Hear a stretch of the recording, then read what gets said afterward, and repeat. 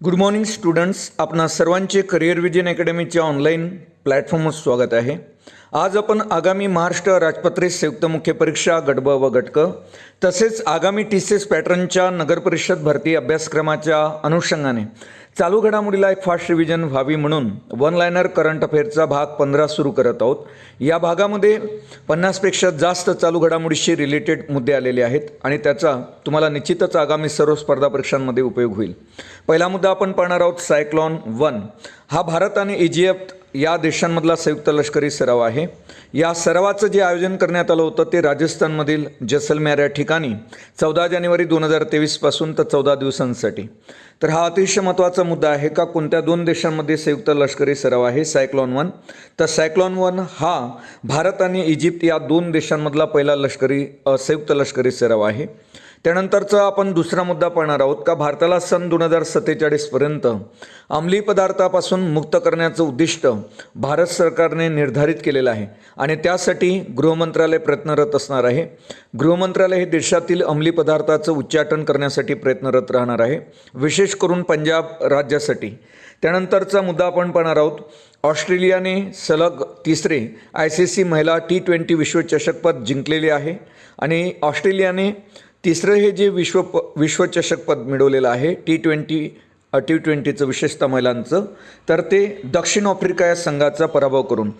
क्रीडाविषयक चालू घडामोडी आपल्याला विचारल्या जातात, त्या अनुषंगाने हा मुद्दा लक्षात ठेवा का ICC जे आहे महिला T20 विश्वचषक विजेतेपद कोणी मिळवलं अलीकडे 2023मध्ये, तर ऑस्ट्रेलिया देशाने आणि दक्षिण आफ्रिका या संघाचा पराभव करत तिसऱ्यांदा हे विजेतेपद मिळवलेलं आहे. ही बाब लक्षात ठेवू शकता. त्यानंतर कचऱ्यापासून हरित हायड्रोजन निर्मितीचा प्रकल्प भारतात प्रथमच पुणे या जिल्ह्यामध्ये सुरू करण्यात आलेला आहे. ही बाब लक्षात ठेवा का भारतातला पहिला कचऱ्यापासून हरित हायड्रोजन निर्मितीचा प्रकल्प देशात कोणत्या जिल्ह्यामध्ये सुरू करण्यात आला किंवा कोणत्या शहरात सुरू करण्यात आला, तर ते शहर म्हणजे पुणे. त्यानंतरचा मुद्दा आपण पाहणार आहोत कार्बन डायऑक्साईड आयात करून तो समुद्राखाली दफन करणारा जगातला पहिला देश कोणता, तर हा आवर्जून लक्षात ठेवा डेन्मार्क हा जगातला पहिला देश ठरलेला आहे कार्बन डायऑक्साईड आयात करून समुद्राखाली दफन करणारा. त्यानंतर तरुण कुमार समिती आपण बघणार आहोत. तरुण कपूर समिती ज्याला म्हणता येईल, या समितीने भारताने 2027 पर्यंत डिझेलवर चालणाऱ्या 4 चाकी वाहनाच्या वापरावर बंदी घालण्याची शिफारस केली. हा देखील पर्यावरणाच्या दृष्टिकोनातून एक महत्त्वाचा मुद्दा आहे का डिझेलवर चालणाऱ्या 4 चाकी वाहनाच्या वापरावर बंदी घालण्याची शिफारस कोणत्या समितीनं केली, तर तरुण कपूर ही ती समिती आहे. त्यानंतरचा मुद्दा आपण पाहणार आहोत एक लंबानी कला आहे जी वस्त्र उद्योगाशी संबंधित आहे. ही बाब लक्षात ठेवा. हा देखील एक महत्त्वाचा मुद्दा आहे का लंबानी कला हा एक वस्त्रोद्योगाचा प्रकार आहे. जुलै 2023मध्ये हम्पी कर्नाटक या ठिकाणी आयोजित करण्यात आलेल्या तिसऱ्या G20च्या कल्चरल परिषदेमध्ये या कलेचं आयोजन करण्यात आलं होतं. कर्नाटकमधील आदिवासी लोकांची ही वस्त्रनिर्मितीशी संबंधित असणारी कला आहे, ज्याला आपण लंबानी कला म्हणतो. यावर जर तुम्हाला प्रश्न विचारण्यात आला का लंबानी कला ही कशाशी संबंधित आहे, तर ती वस्त्र निर्मितीशी रिलेटेड आहे. ही बाब लक्षात ठेवा, ना की ती नृत्याशी रिलेटेड आहे. त्यानंतर पुढचा मुद्दा आपण घेणार आहोत जो अतिशय महत्त्वाचा आहे का ऑर्डर ऑफ ऑस्ट्रेलिया या पुरस्काराने कोणाला सन्मानित करण्यात आले, तर ऑर्डर ऑफ ऑस्ट्रेलिया पुरस्काराने अमित दास गुप्ता यांना सन्मानित करण्यात आले. त्यानंतरचा मुद्दा आपण पाहणार आहोत पहिला ऑनलाईन कचरा विनिमय कार्यक्रम कोणत्या राज्यामध्ये सुरू करण्यात आला, तर पहिला ऑनलाईन कचरा विनिमय कार्यक्रम हा आंध्र प्रदेश राज्यात सुरू करण्यात आलेला आहे. ही बाब लक्षात ठेवा. त्यानंतर कलकत्ताच्या ट्रॉम रेल्वे सेवेला जवळपास 150 वर्ष पूर्ण झाली 24 फेब्रुवारी 2023 रोजी. कारण कलकत्त्याची जी ट्रॉम रेल्वे सेवा होती ती 24 फेब्रुवारी 1873मध्ये सुरू करण्यात आली होती. या घटनेला 2023मध्ये विशेषतः 24 फेब्रुवारी 2023ला 150 वर्ष पूर्ण झालेली आहे. त्या कारणाने हा एक महत्त्वाचा मुद्दा ठरू शकतो आगामी स्पर्धा परीक्षांसाठी. त्यानंतर इटलीच्या ज्या नवनियुक्त पंतप्रधान आहे त्या जॉर्जिया मेलोनी आहेत. ही बाब लक्षात ठेवा. त्यानंतर डिसेंबर 2022मध्ये पार पडलेल्या अंधांच्या T20 क्रिकेट विश्वचषकासाठी ब्रँड अँबॅसिडर म्हणून युवराज सिंगची नेमणूक करण्यात आली होती. ही बाब लक्षात असू द्या का डिसेंबर 2022मध्ये पार पडलेल्या अंधांच्या T20 क्रिकेट विश्वचषकासाठी कोणाची ब्रँड अँबॅसिडर म्हणून नियुक्ती करण्यात आली होती, तर युवराज सिंग यांची.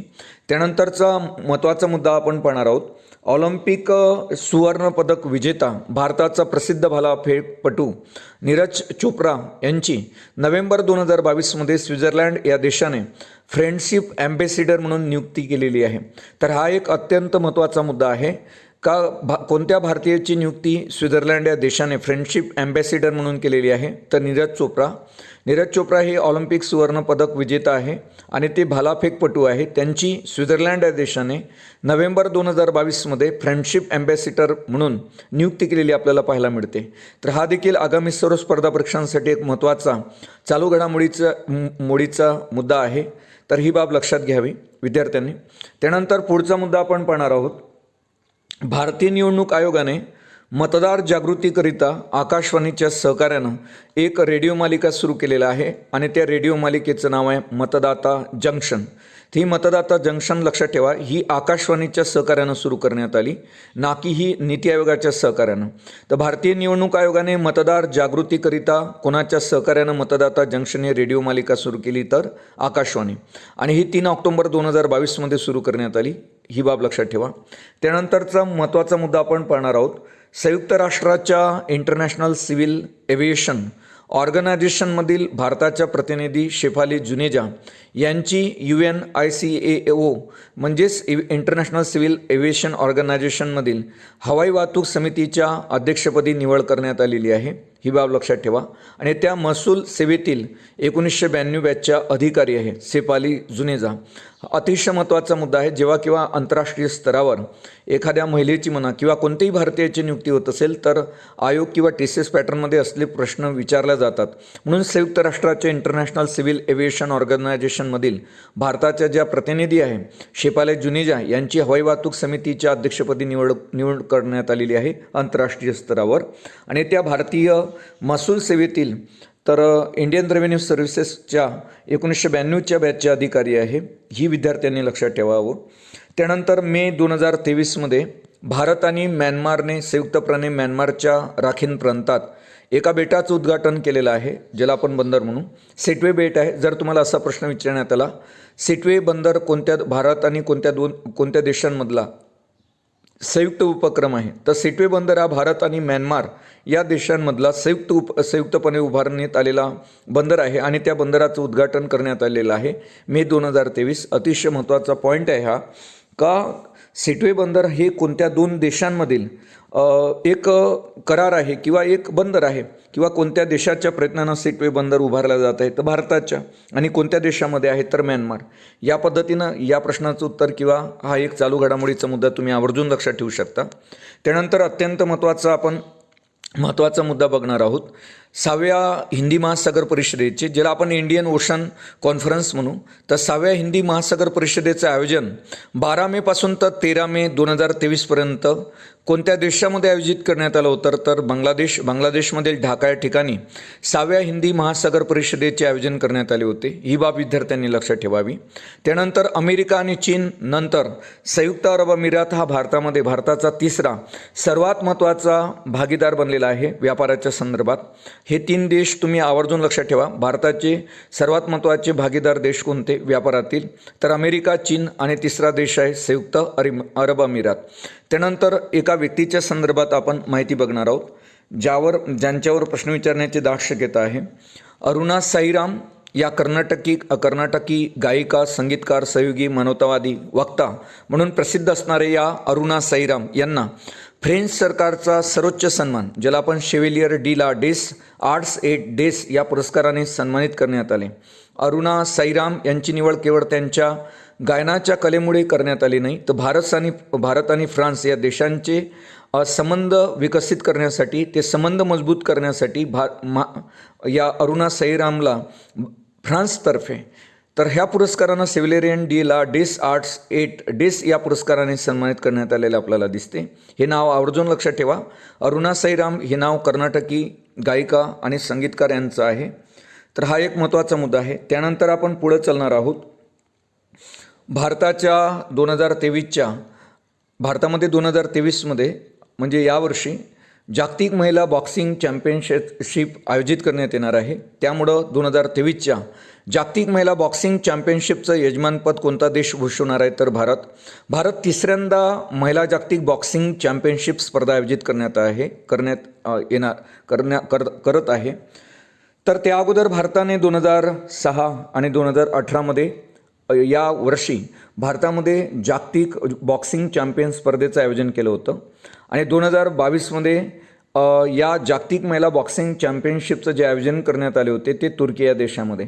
तर हे सर्व मुद्दे खूप महत्त्वाचे आहे का भारतामध्ये कितव्यांदा अलीकडे 2023मध्ये जागतिक महिला बॉक्सिंग चॅम्पियनशिप आयोजित करण्यात येत आहे तर तिसऱ्यांदा. त्या अगोदर 2006 आणि 2018मध्ये देखील भारतामध्ये नवी दिल्ली या ठिकाणी जागतिक महिला बॉक्सिंग चॅम्पियनशिप स्पर्धेचं आयोजन करण्यात आलं होतं. त्यानंतर पुढचा मुद्दा घेणार आहोत, तो देखील खूप महत्त्वाचा आहे. E20 पेट्रोल आपण पाहणार आहोत. आता ही संकल्पना समजून येण्यासाठी 7-8 मुद्दे आपल्याला अभ्यासावं लागेल. E20 पेट्रोल तर सांगण्याचं तात्पर्य असं आहे का 20% इथेनॉल मिश्रित पेट्रोल तर बाजारात आता अलीकडे दाखल झालेलं आहे. याचं उद्घाटन आपल्या देशाचे पंतप्रधान जे आहे नरेंद्र मोदी यांच्या हस्ते झाले आणि 20% इथेनॉल मिश्रित जे पेट्रोल आहे ते जवळपास हे 20%चं जे एम आहे, म्हणजे पेट्रोलमध्ये 20% इथेनॉलचं जे एम आहे ते 2025पर्यंत गाठायचं आहे. अगोदर हे एम जे होतं किंवा हे जे ध्येय होतं हे 2030पर्यंत होतं. सध्या भारतामध्ये पेट्रोलमध्ये 10% इथेनॉल मिसळल्या जाते, तर 2030पर्यंत हे प्रमाण दुप्पट करण्याचा म्हणजे 20% करण्याचा सरकारचा मानस होता. सरकारने आता 2030चं जे लक्ष्य आहे ते 2025 असं सुधारित केलेलं आहे. ही बाब विद्यार्थ्यांनी लक्षात ठेवावी. मग आता कोणत्या वर्षापर्यंत पेट्रोलमध्ये 20% इथेनॉल मिसळणे सरकारने अनिवार्य केलेले आहे तर 2025. आणि पेट्रोलमध्ये इथेनॉल मिश्रण वाढून जैवइंधनाच्या वापराला सरकार प्रोत्साहन देत आहे. या अंतर्गत नरेंद्र मोदींनी बंगळुरू या ठिकाणी इंडिया एनर्जी वीक 2023च्या या एक्झिबिशनमध्ये 20% इथेनॉल मिश्रित म्हणजे E20 तर आपण पाहिलं तर लक्षात घ्या पेट्रोल लॉन्च केलेलं आपल्याला पाहायला मिळते. यासोबत देशातील 11 राज्ये आणि केंद्रशासित प्रदेशांच्या काही निवडक पेट्रोल पंपवर 20% इथेनॉल मिश्रण असलेल्या पेट्रोलची किरकोळ विक्री आता सुरू झालेली आहे. इथेनॉल हे मुळात इथाईल अल्कोहोल आहे, ही बाब लक्षात ठेवा. इथेनॉल हे मुळात इथाईल अल्कोहोल आहे. हे एक जैव इंधन असून ते ऊसापासून आणि धान्यापासून बनवले जाते आणि पेट्रोलमध्ये इथेनॉल मिसळल्याने कार्बन उत्सर्जन कमी होते. भारत सरकारने कार्बन उत्सर्जन कमी करण्याचा संकल्प केलेला आहे. त्यामुळं देशात विकल्या जाणाऱ्या पेट्रोलमध्ये आता 20% इथेनॉल मिक्सचर केला जाणार आहे आणि सध्या 10% इथेनॉल होत आहे, परंतु आता हे प्रमाण 20% वाढवायचं आहे आणि त्याच्यासाठी आपण जी मर्यादा ठरवलेली आहे किंवा जे ध्येय ठरवलेलं आहे ते 2025पर्यंत भारतामध्ये पेट्रोलमध्ये 20% इथेनॉलचा वापर करणं अनिवार्य केलेलं आहे भारत सरकारने. त्यानंतरचा पुढचा मुद्दा आपण पाहणार आहोत. आपण पाहत आहोत जे T20 विश्वचषक 2022 या संदर्भात आपण काही महत्त्वाच्या माहिती घेणार आहोत, काही महत्त्वाची. तर विजेता देश जो आहे T20 विश्वचषक 2022चा तो इंग्लंड आहे. उपविजेता देश पाकिस्तान आहे. ऑस्ट्रेलियात झालेल्या T20 विश्वचषकामध्ये मेलबर्नमधील MCG या मैदानावर झालेल्या अंतिम सामन्यात तर या अंतिम सामन्यामध्ये इंग्लंडने पाकिस्तानला 5 गडी राखून पराभव केला आणि T20 विश्वचषकावर दुसऱ्यांदा इंग्लंडने नाव कोरलेले आहे. तर हा एक महत्त्वाचा मुद्दा ठरतो आगामी सर्व स्पर्धा परीक्षांसाठी का T20 विश्वचषक 2022 कोणत्या देशानं जिंकला तर इंग्लंड आणि उपविजेता देश कोणता तर पाकिस्तान. ऑस्ट्रेलियामध्ये झालेल्या T20 विश्वचषक ही जी स्पर्धा झाली लास्टवाली तर ती अंतिम सामना हा मेलबर्नमधील ऑस्ट्रेलियामधलं ठिकाण आहे. तर MCG मैदानावर झाला हा सामना आणि इंग्लंडने पाकिस्तानला 5 गडी राखून पराभव केलेला आहे आणि दुसऱ्यांदा इंग्लंडने या T20 विश्वचषकावर आपलं नाव कोरलेलं आहे. त्यानंतर पुढे चलू आपण मोचा हे चक्रीवादळ लक्षात ठेवा, कारण चक्रीवादळाची नावं एक्झाममध्ये विचारल्या जात असतात. विशेषतः त्या चक्रीवादळाचं नामकरण कोणत्या देशाने केले किंवा ते चक्रीवादळ कोणत्या सागरामध्ये, कोणत्या उपसागरामध्ये किंवा कोणत्या महासागरामध्ये निर्माण झालं यावर देखील प्रश्न असतात. मोचा हे चक्रीवादळ बंगालच्या उपसागरात तयार झाले. ही तारीख लक्षात ठेवा 10 मे 2023 रोजी. तर मोचा हे चक्रीवादळ बंगालच्या उपसागरात 10 मे 2023 रोजी तयार झाले होते. ज्याचा सर्वात अधिक जो फटका बसला तो बांगलादेश आणि म्यानमारला. मोचा या चक्रीवादळाचं जे नामकरण केलं ते येमेन या देशाने. तर ही बाब लक्षात ठेवा. मोचा या चक्रीवादळाचं नामकरण कोणी केलं तर येमेन आणि तुम्हाला माहीत असेल याच चक्रीवादळाचा सर्वात जास्त फटका म्यानमार या देशाला बसल्यानंतर भारत सरकारने ऑपरेशन करुणा हे अभियान राबवले होते. तिथं मानवीय सहाय्यता पोचवण्यासाठी भारत सरकारतर्फे ऑपरेशन करुणा राबवण्यात आले होते म्यानमारला. त्यानंतर स्पेनने फिफा अंडर तर 70 जिंकलेला आहे. तुम्हाला माहीत असेल तर फिफा आपण पाहतो स्पेनने फिफा अंडर 17 तर हा महिला विश्वचषक जिंकला आहे 17. तर स्पेन प्रथमच कोलंबिया विरुद्ध विजय मिळवत फिफा अंडर 17 महिला विश्वचषक स्पर्धेचं स्पेननं विजेतेपद पटकवलेलं आहे. या स्पर्धेचा जो अंतिम सामना झाला तो नवी मुंबईतील DY पाटील स्पोर्ट्स स्टेडियमवर. त्यानंतर फिफा अंडर 17 महिला चषक विश्वचषक ही 17 वर्षाखालील महिलांसाठीची आंतरराष्ट्रीय फुटबॉल स्पर्धा आहे. फिफातर्फे या स्पर्धेचं आयोजन करण्यात येते. 11 ऑक्टोबर ते 30 ऑक्टोबर 2022 दरम्यान ही स्पर्धा भारतातील 3 शहरामध्ये 3 राज्यामध्ये पार पडलेली आपल्याला पाहायला मिळते. भुवनेश्वर, मार्मागोवा गोवा आणि नवी मुंबई महाराष्ट्र या ठिकाणी तर ही स्पर्धा पार पडली जिला आपण फिफा अंडर 17 म्हणतो. आणि या महिला विश्वचषकाचं जे विजेतेपद प्राप्त केलेलं आहे ते तुम्ही आवर्जून लक्षात ठेवा. विजेतेपद स्पेनने जिंकलेलं आहे आणि त्यानंतर उपविजेता जो देश ठरलेला आहे तो म्हणजे कोलंबिया. हे दोन्ही मुद्दे खूप महत्त्वाचे आहे. त्यानंतर पुढे चलू आपण पाहणार आहोत भारतीय संघाने महिला आशिया चषक क्रीडा संदर्भातला जिंकलेला आहे. भारतीय महिला संघाने आशिया चषक 2022 जिंकला. बांगलादेशमध्ये या स्पर्धेचं आयोजन झालं होतं. बांगलादेशमध्ये ऑक्टोबर 2022 झालेल्या महिला T20 आशिया कपच्या अंतिम सामन्यात आपल्या देशाची जी कर्णधार आहे भारतीय क्रिकेट संघाची हरमनप्रीत कौर हिने किंवा यांच्या संघाने भारतीय संघाने श्रीलंकेचा पराभव केलेला आहे. या ठिकाणी एक मुद्दा निर्माण होतो का महिला आशिया चषक 2022चा विजेता देश कोणता तर भारत आणि उपविजेता देश कोणता तर श्रीलंका. आणि भारतीय संघाचं नेतृत्व कोणी केले होते तर हरमनप्रीत कौर यांनी केले होते.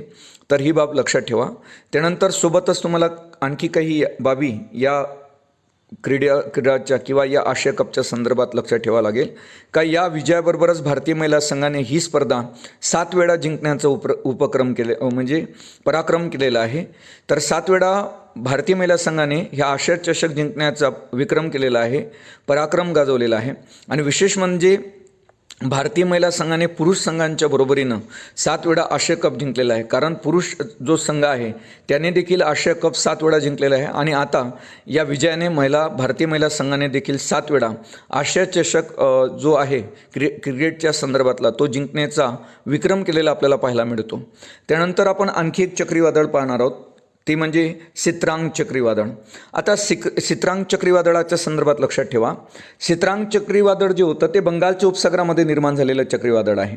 आणि ऑक्टोबर 2022 हे चक्रीवादळ बंगालच्या उपसागरामध्ये निर्माण झालेले होते. बंगालमधील दाट लोकवस्ती असलेल्या आणि सखल भागात या चक्रीवादळानं धडक दिलेली आपल्याला पाहायला मिळते. सर्वात महत्त्वाचा मुद्दा हा लक्षात ठेवा का सित्रांग चक्रीवादळाचं नामकरण कोणत्या देशाने केले तर थायलंड या देशाने सित्रांग चक्रीवादळाचं नामकरण केलेलं आपल्याला पाहायला मिळते. आणि 2022च्या मे महिन्याच्या सुरुवातीला बंगालच्या उपसागरात विकसित झालेलं हे चक्रीवादळ होतं. या अगोदर अस्नी हे चक्रीवादळ आलेलं आहे ज्याला आपण क्रोध म्हणतो. अस्नी हे चक्रीवादळ देखील बंगालच्या उपसागरामध्ये निर्माण झालेलं होतं मे महिन्यात. आणि त्यावेळेस त्याचं नामकरण श्रीलंका या देशाने केलं होतं. अस्नी चक्रीवादळाचे नामकरण कोणत्या देशाने केले तर श्रीलंका. आणि सित्रांग या चक्रीवादळाचे नामकरण कोणी केले तर थायलंड. आणि हे जे अस्नी आणि सित्रांग हे चक्रीवादळ आहे हे दोन्ही बंगालच्या उपसागरामध्ये आली होती, ही विद्यार्थ्यांनी लक्षात ठेवावं. त्यानंतर अर्थशास्त्राच्या दृष्टिकोनातून आपण एक महत्त्वाचा मुद्दा अभ्यासणार आहोत तो म्हणजे RBIने एक डिजिटल रुपया प्रायोगिक तत्त्वावर सुरू केलेला आहे. ही बाब लक्षात ठेवा. प्रायोगिक तत्त्वावर डिजिटल रुपया भारतात केव्हा सुरू करण्यात आला असं तुम्हाला एखादा प्रश्न येऊ शकतो. तर भारतामध्ये रिझर्व्ह बँक ऑफ इंडियाने 1 नोव्हेंबर 2022 पासून डिजिटल रुपया प्रायोगिक तत्त्वावर सुरू केलेला आहे. ही तारीख लक्षात ठेवा 1 नोव्हेंबर 2022. त्यानंतर स्टेट बँक आता याच्यामध्ये जवळपास 9 बँकांच्या सहकार्यानं हा रुपया प्रायोगिक तत्त्वावर अंमलात आणला जाणार आहे. त्यामध्ये स्टेट बँक ऑफ इंडिया असेल, बँक ऑफ बडोदा असेल, युनियन बँक ऑफ इंडिया असेल, HDFC असेल, ICICI बँक असेल, Kotak Mahindra bank, AS bank, HDFC first bank आणि HSBC अशा 9 बँकांमध्ये डिजिटल रुपया प्रायोगिक तत्त्वावर सुरू करण्यात आलेला आहे. त्यानंतर सेंट्रल बँक डिजिटल जी करन्सी आहे ही सुरू करणारा जगातला पहिला देश आपण अगोदर बघितलेला अगोदरच्या व्हिडिओमध्ये. बहामास हा पहिला देश होता जगातला सेंट्रल बँक डिजिटल करन्सी सुरू करणारा. त्याच्या करन्सीचं नाव होतं सँड करन्सी. तर सेंट्रल बँक डिजिटल करन्सी किंवा त्याला डिजिटल रुपया म्हणू, हा भारताच्या मध्यवर्ती बँकेद्वारे जारी केलेला चलनी नोटांचं डिजिटल स्वरूप आहे. आणि डिजिटल चलन किंवा रुपये हे पैशाचं इलेक्ट्रॉनिक स्वरूप असते ज्याचा वापर संपर्कविरहित व्यवहारामध्ये केला जातो.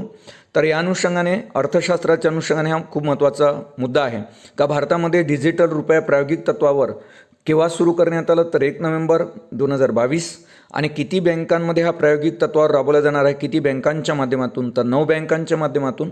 आणि सेंट्रल बँक डिजिटल करन्सी किंवा याला डिजिटल रुपया म्हणतात जो मध्यवर्ती बँकेच्याद्वारे अंमलात आणला जातो. अशा पद्धतीनं हा अतिशय महत्त्वाचा मुद्दा आहे. त्यानंतर थोडं साहित्य अकादमीच्या पुरस्काराच्या विषयी आपण जाणून घेणार आहोत. उजव्या सोंडेच्या बाहुल्या या मराठी कादंबरीसाठी प्रवीण दशरथ बांदेकर यांना मराठीसाठीचा साहित्य अकादमी पुरस्कार 2022ने सन्मानित करण्यात आले होते. यावर तुम्हाला प्रश्न येऊ शकतो का साहित्य अकादमीचा 2022चा पुरस्कार कोणाला देण्यात आला मराठी कादंबरीसाठी. तर मराठी कादंबरीसाठी प्रवीण दशरथ बांदेकर यांच्या उजव्या सोंडेच्या बाहुल्या या कादंबरीसाठी मराठीच्या संदर्भातील साहित्य अकादमी पुरस्कार 2022ने त्यांना सन्मानित करण्यात आले. त्यानंतर साहित्य अकादमीचा अनुवादासाठीचा जो पुरस्कार आहे 2022चा हा प्रमोद मुजुमदार यांना त्यांच्या सालोख्याचे प्रदेश शोध सहिष्णू भारताचा या अनुवादित पुस्तकासाठी देण्यात आला. त्यांनी ज्येष्ठ पत्रकार जे आहेत सबा नक्वी यांच्या इन गुड फेथ या इंग्रजी पुस्तकाचा अनुवाद केला होता. आणि त्यासाठी साहित्य अकादमीचा अनुवादासाठीचा पुरस्कार 2022चा हा प्रमोद मुजुमदार यांना त्यांच्या सलोख्याचे प्रदेश शोध सहिष्णू भारताचा या अनुवादित पुस्तकासाठी देण्यात आलेला आहे. हे विद्यार्थ्यांनी लक्षात ठेवावं. त्यानंतर पुढचा मुद्दा आपण पाहणार आहोत. विदर्भातील अमरावती जिल्ह्यातील जे पवन नालट आहे यांना अलीकडे त्यांच्या मी संदर्भ पोकारतोय या काव्य संग्रहासाठी साहित्य अकादमीचा युवा पुरस्कार 2022ने सन्मानित करण्यात आले. हा एक महत्त्वाचा मुद्दा आहे का विदर्भातील अमरावती जिल्ह्यातील पवन नालट यांना अलीकडे त्यांच्या कोणत्या काव्यसंग्रहासाठी साहित्य अकादमीचा युवा पुरस्कार 2022ने सन्मानित करण्यात आले तर मी संदर्भ पोकारतोय या काव्यसंग्रहासाठी पवन नालट यांना साहित्य अकादमीचा युवा पुरस्कार 2022ने सन्मानित करण्यात आले. त्यानंतर इंग्रजीतला आवर्जून लक्षात ठेवा, इंग्रजीसाठी अनुराधा रॉय यांना त्यांच्या all the lives where never lived या इंग्रजी कादंबरीसाठी साहित्य अकादमीचा पुरस्कार जाहीर झालेला आहे. तर अनुराधा रॉय यांना all the lives where we never lived या इंग्रजी कादंबरीसाठी साहित्य अकादमीचा पुरस्कार 2022ने सन्मानित करण्यात आले. त्यानंतर हिंदीसाठी जो आहे तो आवर्जून लक्षात ठेवा, हिंदीसाठी बद्रीनारायण यांना तुमडी के शब्द या हिंदी कादंबरीसाठी साहित्य अकादमीचा पुरस्कार 2022ने सन्मानित करण्यात आले बद्रीनारायण यांना. त्यानंतर काही आणखी मुद्दे पाहणार आहोत आपण. तुम्हाला माहीत असेल भारतीय रेल्वे बोर्डाची स्थापना 1905मध्ये झाली.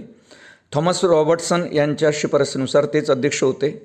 अगोदर एक प्रेस्कॉट समिती होती आणि थॉमस रॉबर्टसन यांच्या अंडरटेकिंगमध्ये भारतीय रेल्वे बोर्डाची स्थापना 1905मध्ये झालेली पाहायला मिळते.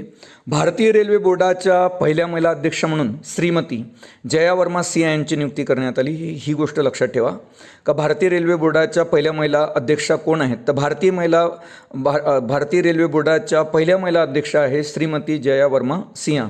तर Jaya Verma Sinha name first CEO and chairperson of railway board in over 100 years म्हणजे 100 वर्षातल्या या पहिल्या महिला आहेत का ज्यांनी भारतीय रेल्वे बोर्डाचं अध्यक्षपद भूषवलेलं आहे.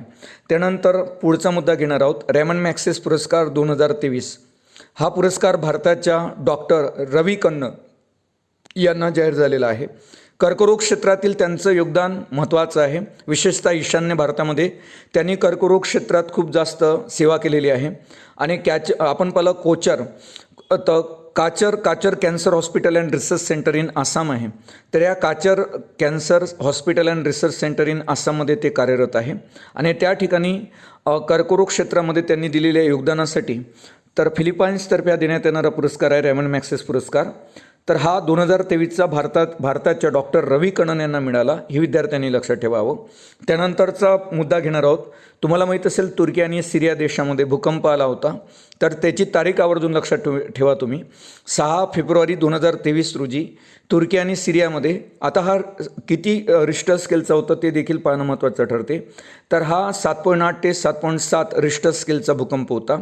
त्यावेळेस भारताने तर अशा वेळेस या देशांना मदत करण्यासाठी ऑपरेशन दोस्त हे अभियान राबवले होते, ही देखील बाब लक्षात ठेवा. का जर विचारण्यात आलं की तुर्की आणि सिरियामध्ये कोणत्या दिवशी भूकंप झाला होता, तर 6 फेब्रुवारी 2023 रोजी. ह्या किती रिश्टर स्केलचा होता, तर 7.8 ते 7.7 रिश्टर स्केलचा होता. आणि त्यावेळेस भारतातर्फे या देशांना मानवीय सहाय्यतेसाठी ऑपरेशन दोस्त राबवण्यात आले होते, ही विद्यार्थ्यांनी लक्षात ठेवावं. त्यानंतर पुढचा मुद्दा पाहणार आहोत आपण. स्माईल नावाचा एक प्रोग्राम सुरू करण्यात आलेला आहे, ही बाब लक्षात ठेवा. आता स्माईल हा जो प्रोग्राम आहे हा कोणासाठी आहे, तर स्माईल 75 जर आपण पाहिलं तर हा उपक्रम तृतीयपंथी व भिकारी समुदायाच्या समस्येचं निराकरण करण्यासाठी सुरू करण्यात आला, ही बाब लक्षात ठेवा. स्माईल 75 हा उपक्रम तृतीयपंथी आणि भिकारी समुदायांच्या समस्येचं निराकरण करण्यासाठी सुरू करण्यात आला. आणि स्माईलचा जो स्टँडर्ड होतो तो म्हणजे support for marginalised individuals for livelihood and enterprise, असा त्याचा अर्थ होतो स्माईलचा. तर हा अतिशय महत्त्वाचा मुद्दा आहे का स्माईल 75 हा उपक्रम कोणाच्या संदर्भात आहे, तर तृतीयपंथी आणि भिकारी समुदायाच्या समस्येचं निराकरण करण्यासाठी. आणि गुगल इंडियाने भारताच्या स्वातंत्र्याला 75 वर्ष पूर्ण झाली म्हणून इंडिया की उडान हा प्रकल्प सुरू केलेला आहे. तुम्हाला या संदर्भात प्रश्न विचारला जाऊ शकतो की इंडिया की उडान हा उपक्रम कोणी सुरू केलेला आहे, तर गुगलने सुरू केलेला आहे भारतामध्ये, भारताच्या स्वातंत्र्याची 75 वर्ष साजरी करण्यासाठी. त्यानंतर पुढचा मुद्दा आपण पाहणार आहोत. भारतामध्ये आपल्या ज्या राष्ट्रपती आहेत द्रौपदी मुर्मू यांनी 9 सप्टेंबर 2022 आपल्या देशाच्या ज्या राष्ट्रपती आहेत द्रौपदी मुर्मू यांनी प्रधानमंत्री टीबी मुक्त भारत अभियानाची सुरुवात केलेली आपल्याला पाहायला मिळते. आणि भारतातून 2025पर्यंत भारतातून क्षयरोगाचं निर्मूलन करण्यासाठी टीबी मुक्त भारत अभियानाची सुरुवात केव्हा झाली, तर हे लक्षात ठेवजा, 9 सप्टेंबर 2022. आणि कोणाच्या हस्ते करण्यात आली, तर राष्ट्रपती द्रौपदी मुर्मू यांच्या हस्ते प्रधानमंत्री टीबी मुक्त भारत अभियानाची सुरुवात करण्यात आली 9 सप्टेंबर 2022 रोजी. आणि या ठिकाणी एक लक्ष असू द्या की लक्षात ठेवण्यासारखी गोष्ट आहे का 2025पर्यंत भारतातून क्षयरोग निर्मूलनाचं उद्दिष्ट आपल्याला पाहायला मिळते, ही बाब विद्यार्थ्यांनी लक्षात ठेवावी. पुढचा मुद्दा आपण पाहणार आहोत तो म्हणजे इलेक्ट्रॉनिक बँक गॅरंटी जारी करणारी देशातली पहिली बँक कोणती, तर इलेक्ट्रॉनिक बँक गॅरंटी जारी करणारी देशातली पहिली बँक आहे HDFC बँक, ही बाब लक्षात ठेवा. त्यानंतर 2023 पुणे येथे पार पडलेल्या 65व्या महाराष्ट्र केसरी स्पर्धा ही शिवराज राक्षे यांनी जिंकली. आणि पुणे जिल्ह्यातील पैलवान आहेत ते. आणि त्यांना आपण पाहिलं त्यांनी अंतिम फेरीमध्ये महेंद्र गायकवाड यांचा पराभव केलेला आपल्याला दिसतो. या 65व्या महाराष्ट्र केसरी स्पर्धेची विजेते लक्षात ठेवा शिवराज राक्षे आहे. आणि 2000 ही पुणे या ठिकाणी पार पडली. आणि पुणे जिल्ह्यातीलच शिवराज राक्षे पैलवान आहेत. आणि त्यांनी अंतिम फेरीमध्ये महेंद्र गायकवाड यांचा पराभव केलेला आपल्याला पाहायला मिळतो. त्यानंतरचा मुद्दा आपण पाहणार आहोत I2U2 एक लक्षात ठेवा, याच्यामध्ये 2 I आहे आणि 2 U आहे, म्हणून I2 आणि त्याच्यानंतर U2 याचा अर्थ हा होतो इंडिया अँड इस्रायल म्हणजे I2. आणि त्यानंतर UAE आणि अमेरिका म्हणजे U2 हा वेस्ट एशियन क्वाड आहे. तर हे विद्यार्थ्यांनी लक्षात ठेवावं. I2 आणि U2 याचा अर्थ काय होतो किंवा I2U2 समाविष्ट होणारे किंवा सहभागी होणारे देश कोणते, ते म्हणजे भारत, इस्रायल, UAE आणि अमेरिका. हे I2 आणि U2 म्हणजे वेस्ट एशियन क्वाडमध्ये सहभागी होणारे देश आहे. त्यानंतर रोशनी हा भारतातील पहिला खारट पाण्यावरील कंदील आहे, ही बाब लक्षात ठेवा. त्यानंतर दादाभाई नौरोजींच्या लंडन येथील घराला भारताच्या स्वातंत्र्याच्या 75व्या वर्धापन दिनानिमित्त एक मान देण्यात आला, तो म्हणजे ब्ल्यू प्लेगचा मान. जर तुम्हाला विचारण्यात आलं खालीलपैकी कोणत्या समाजसुधारकाच्या घराला, लंडन येथील घराला भारताच्या स्वातंत्र्याच्या 75व्या वर्धापन दिनानिमित्त ब्ल्यू प्लेगचा मान देण्यात आला, तर ते म्हणजे दादाभाई नौरोजी.